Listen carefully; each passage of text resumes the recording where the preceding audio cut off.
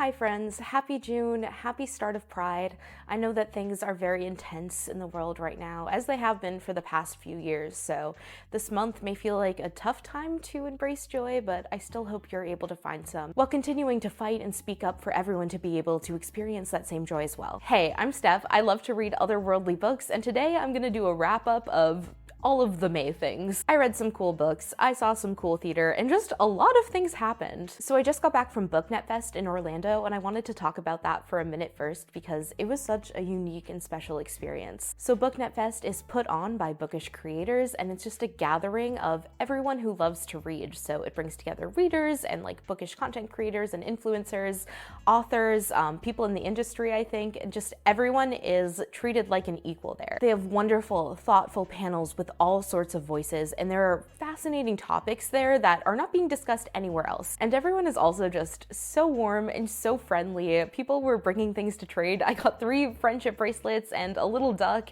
and a lot of bookmarks and so many other things. The indie authors there were so cool too. A lot of them were able to set up tables and sort of sell their books and their merch. Probably one of the most exciting aspects for me was that I got to meet some of my online friends in person for the first time. So that was just really special and exciting and kind of weird. I also had the opportunity to speak on 2 panels myself.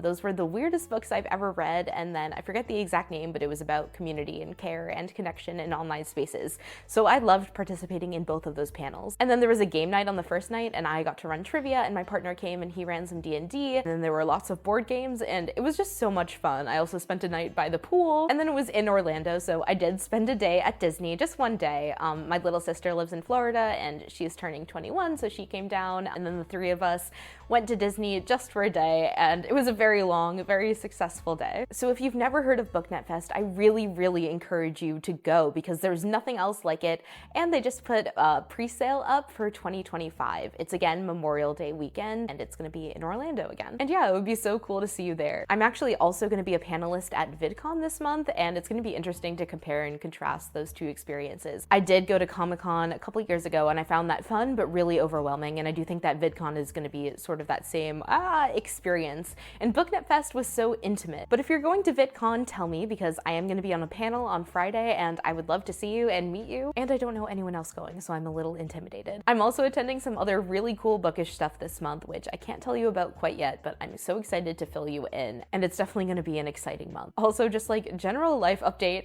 I did quit my job without a backup plan or anything, so that stress has definitely been present, and I did not read as much in May as I would have wanted to read, but I know I made the right choice for me. So I'm just sort of embracing the unknown, and we're gonna see where June takes me. Hopefully I will make some money at some point. But anyway, let's chit chat about the books I read in May, and then I'll tell you about the theater I saw in May, and then I'll tell you sort of what I'm looking forward to in June, and what my priorities are for reading. I only read 6 books this month, which may have been the least amount of books I've read per month like in years, but a lot of them gave me a lot to think about, so I'm excited to tell you about them. First, I want to talk about The Space Between Worlds, which was my book club pick, so I read that on Fable in Community, which was really sweet. So this is a sci-fi read. It takes place in a world where multiverse travel is possible, but you can only go to another world if your parallel self, your doppelganger in that world, is already dead. So on the Earth where the story takes place, there's a very successful multiverse capitalistic travel agency that's,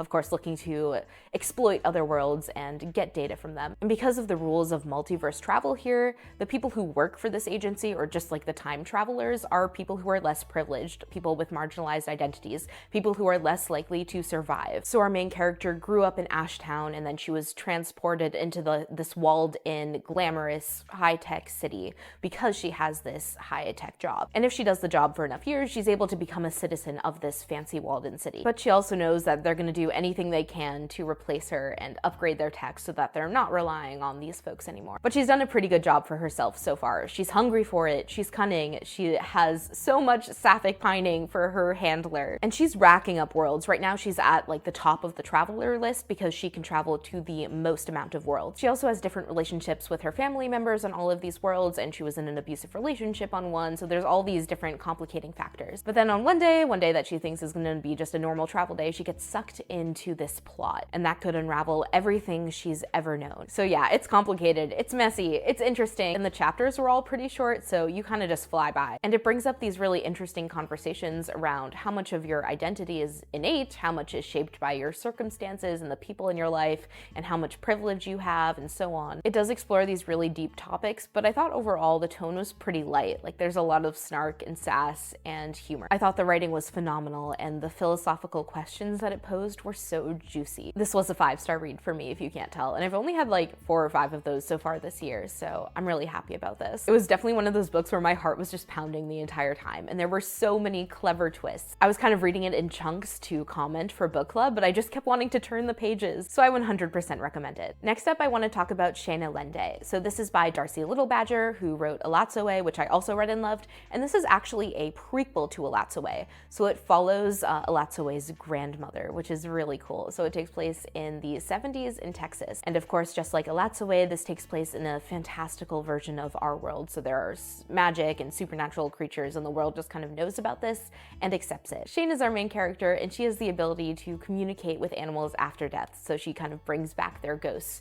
And she has a ghostly dog as her sidekick, which is so fun. And yes, there are ghost dinosaurs too, if you were wondering. So Sheine's a teenager, and she works at this pizza place, but she also helps her mom do search and rescue missions for missing kids. And one day when her mom is on one of those missions, she disappears. So Sheine has to go pick up the pieces and go figure out what happened to her. She's not alone. She's got to look after her little brother, and she's got this new bandwagon of friends too. It's a really engaging mystery, and the world is just so full and so interesting. I think in both Alatsoe and Sheine Lende, there's a real focus on friendships, and some more complicated topics are also covered, like the reality of what it was to be an indigenous person living in Texas in the 70s. And Sheine definitely grapples with that, with the loss of her family's land and trying to, you know, connect to her people, and also just facing a lot of racism. This is a young adult book. It does lean very young adult, but I think anyone can and should pick this up because it really was a delight. The book is also just really beautiful, and there are little illustrations at the top of each chapter, which were such a lovely element. The kids talk like kids, which is so great, and the main character also has a wonderful relationship with her mother, which is always really sweet in YA. Next, I read the Enchanted Hacienda, and this was just, it was fine. I was at the airport when I read it, and my flight was delayed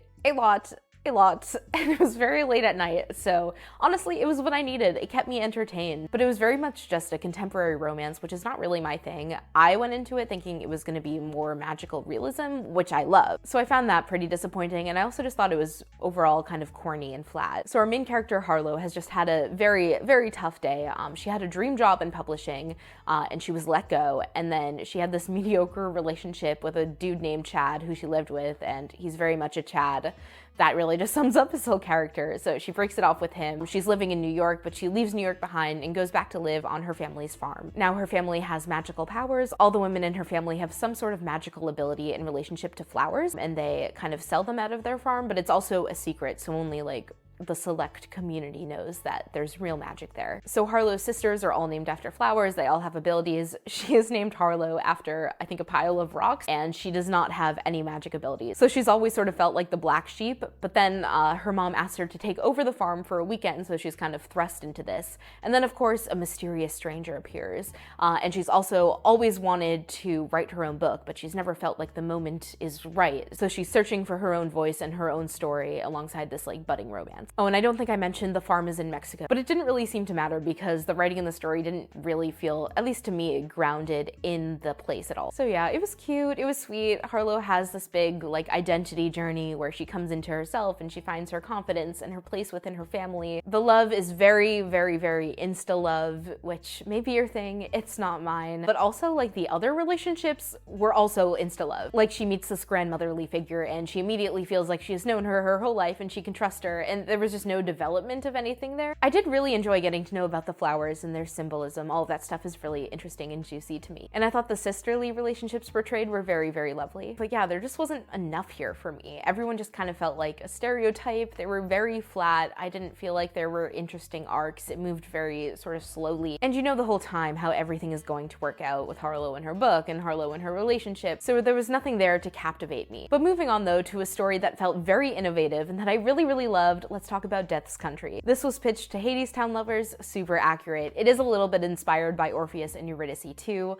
but it's also written in verse, so you know the theater kids are running. So it's about these three teenagers. They live in Miami. They're in a polyamorous triad. They're all artists in their own way. The main narrator, he's a musician. He loves his guitar, and he's kind of figuring out his life where his parents are fighting with each other constantly and kind of putting him in the middle, and he feels like he has a lot of pent-up rage that he gave away to death. And then one of the girls is a dancer and the other is a photographer, and all three of them find each other on a beach in Miami. All is going well, even though their parents don't quite understand. And then one day, Leora, the dancer, she gets into a car accident which leaves her in a coma. And the other two decide that they have to go brave the underworld in order to find her soul and return it to her body. The writing is absolutely beautiful. I loved the flow of it. I listened to the audiobook for some of it, and I really loved the narration of that too. The underworld is so colorful and interesting and creative, and there's all these different elements of mythology that are brought in that are really, really interesting. It's a whirlwind. It's very fast-paced. You might be able to sit down and read it in an afternoon, and it will be a very enjoyable afternoon. But it's also sort of quietly profound. It has a lot to say about rage and grief and your connections with your parents. It's definitely a bit of a coming-of-age journey too for Andres, the main narrator. It explores different kinds of families and the truths that we keep to ourselves and how valuable it is to be vulnerable. There was so much going on here. It's very, very quotable too, with a lot of verses that definitely just get under your skin a little bit and stick with you. The action really takes off when we get into the underworld, and the beginning stuff is kind of glossed over, like how they really met and how they fall in love, and I would have loved a little more depth there, but I understand why the choice was made to kind of get into the action. But yeah, it was a really beautiful read. Then I read Monstrilio, which I actually brought up on the BookNet Fest panel, the weirdest books I've ever read. So this book is about these two grieving parents. They've just lost their 11-year-old son, and the mother can't process her son's death at all, and she goes into the room where her son's body is, and she cuts out a little piece of his lung. And then she hears about this kind of mythological urban legend, and she keeps the bit of lung in a jar, and she feeds it, and then that bit of lung starts to grow, and it morphs into this sort of half monster, half human creature named Monstrilio, who they both view as their son and not their son. The book is split up into 4 narrators. There's a bit of a time jump as Monstrilio grows, and I'm not going to give away who all those narrators are because I think it's best if you experience it for yourself, but they're all very interesting. I would call this book sort of literary horror. It definitely has horror elements. There is some gore, but mostly it's a reflection on grief and on parent-child relationships and what it means to sort of control the one you love versus letting them go. There's a sort of complicated blend of like metaphor and reality in terms of queerness and disability, which I do think mostly works. The book itself at times almost feels like a fable. Every character is a little bit unlikable, which I think is kind of interesting, but I also know that that can be a turnoff for some people. But it definitely gave me a lot to reflect on personally. And the last book I read this month, I actually picked up from the book swap at BookNet Fest, and that was Hollow Fires. This is a YA thriller mystery about a teenage girl who dreams of being a journalist. She's currently the editor for her school's newspaper, and she's very focused about, you know, writing facts and writing the truth and not coming at it from a personal bias. But that all changes when she learns about a local boy who goes missing, and she later stumbles upon his body. He had brought a jetpack cosplay to school with him, but a teacher reported it as a possible bomb, and so he was arrested for terrorism. And then he was sort of branded as Bomb Boy, and that took off in the media, and there were tons of bullies at school and all of this other complicated, horrible stuff. And the police are kind of brushing off his case, so she decides she really has to investigate and uncover the truth. It's not subtle at all, and if you're an adult reader, maybe even if you are a young adult reader, I think you'll see the antagonist very early on and very clearly. But for me, that didn't take away from my enjoyment of the story. In fact, it might have actually added to it because I had goosebumps, like I could feel it coming, and it felt very real. It touches on the reality of living as a brown person in the US and as a Muslim, and that pain of finding so much joy in your community and your culture, but then also having that be the reason that other people have hate towards you. you. So yeah, there's a lot of really heavy-handed racism in here, and there's also a kind of interesting exploration of how like young white men, especially through media and through social media, are radicalized into white supremacy. It's a sad book, it's a devastating book, but there's also a lot of hope here for the future, and how storytelling, with all of its flaws, is so important for building empathy and for getting the truth out there. This is the sort of book that I really think should be in every high school classroom, middle school too maybe. I think you'll get a lot out of it no matter what your identity is, whether you see yourself in these pages and you can really relate, or you can really learn from it. The writing was excellent, the pacing was perfect. I loved how different media articles were incorporated, and there were some real ones in there too. The only thing that made me a little bit iffy were the ghostly perspectives from Jawad. I think it would have been more powerful if they had been like journal entries or something that she was discovering after the fact, because the sort of paranormal element, even though it was really emotionally affecting, it kind of took away from like the reality of the story. But that's a very minor comment, and I really loved this book. Okay, those were all the books I read, and for theater this month I only was able to see 2 shows. Those were Patriots, which was a play, and Lempicka, which was a musical. So Patriots takes place in Russia, and it's about Berezovsky and sort of the rise to power of Putin. It was very interesting, very dramatic, very engaging. There were some terrific performances here. It did feel like a little bit sanitized, a little bit cleaned up, like a Wikipedia page of these historical events, but I did feel like I was able to input a lot of info that I didn't know before, so I appreciated that. So while I think the script was a little dry and a little clean, I thought the tech elements and the staging and the performances really kept me engaged. And Lempicka hurt my heart. I needed to be on the Lempicka marketing team because I feel like they missed so many opportunities on TikTok. The show is so gay, there are so many lesbians. Why were they not leading with that? Why did they not throw up Eden Espinosa and do a mother edit? Like, come on. Look, this wasn't a perfect show. It was a hot mess at times, but it was exactly what I wanted to see on Broadway. It was something that was taking risks, it was original, it was based on a true story, but there was no specific source material that it was pulling from or adapting. I'm just craving more original content on Broadway. So it's based on the artist Lempicka and sort of her rise and fall. This is a real person, and her paintings are displayed throughout the show. And the sort of central conflict here is both her development as an artist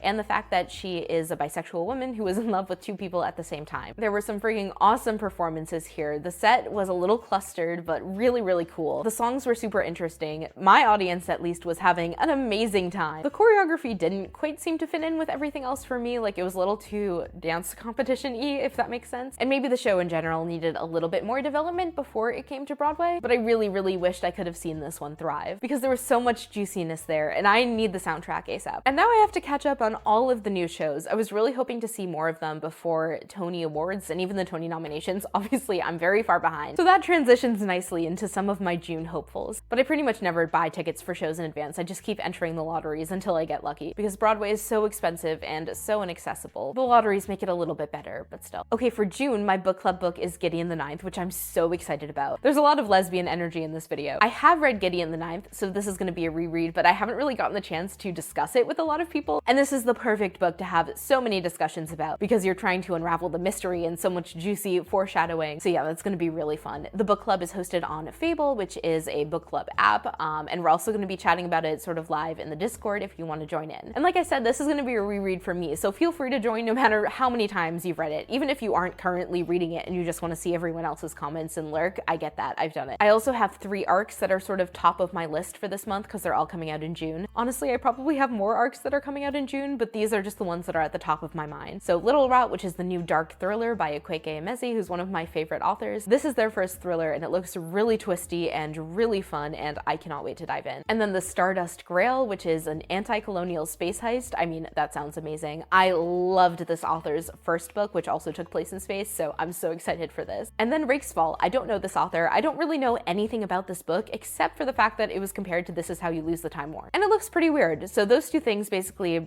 that was all I needed. And on a more serious note, while you're here, I'd really appreciate your help while I fundraise for Lena's family to evacuate safely. I know money is tight, okay, but if you have at least $100 in your bank account, if you can just give $1 to this fundraiser, it would make a difference. If you have at least $500 in your bank account, if you could give just $5 to this fundraiser, it would make a difference. And if you give at least $5, I'm gonna send you a free bookish content creation guide. All you have to do is email me starrystuffbooks@gmail.com with a screenshot to your donation, and I'll email you right back with the link to the guide. So you help out a family and you get a little treat. If you truly have no money, I understand. A lot of people are making asks right now, but your attention is still valuable. If you could boost the fundraiser in any way or boost my content where I'm talking about the fundraiser, I have some shorter videos where I'm solely talking about this fundraiser, there, and the bookish content creation guide. Anyway, anything you can do to amplify those is also still a wonderful help. I think community in general is so valuable right now, and if you want to be in a space with other compassionate and thoughtful and discerning folks, I invite you to join my bindery in my Discord. My bindery is free to follow. It collects all of my content in one place, and you get a special little role in my Discord where we talk about books and theater and TV and movies and crafting, and there's a whole channel dedicated to pets and so much more. It's just a really nice space to be in, and it can help fill up that battery. There is also a paid tier on bindery if you'd like to support me. If your funds are limited, I'd much rather you donate to Lena's fundraiser, but if you have more that you're willing to give and you're willing to support me, I'd really appreciate it. There's exclusive content there, and there's so much more that I plan to offer in the future. Thanks everyone for joining and for sticking around to the end. Yay, you made it! And happy June.